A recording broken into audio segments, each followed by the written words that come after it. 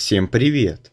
Сегодня я расскажу о том, как сделать из любого объекта объект, состоящий из кубов. Но перед этим небольшое вступление. Если тебе не интересно это слушать, можешь нажать на тайм-код, который у тебя сейчас появится на экране.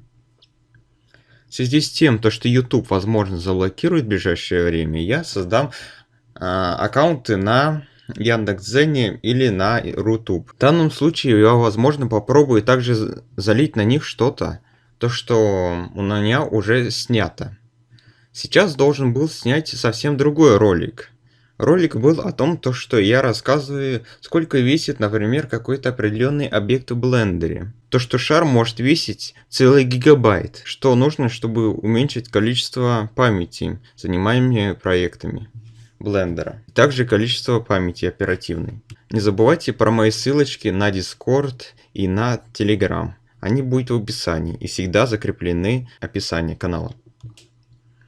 Итак, приступим.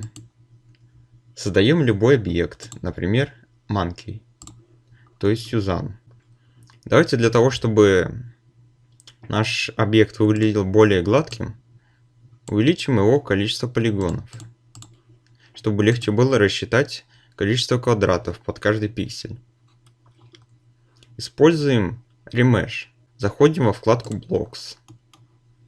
Теперь видим, сколько наш объект занимает количество блоков.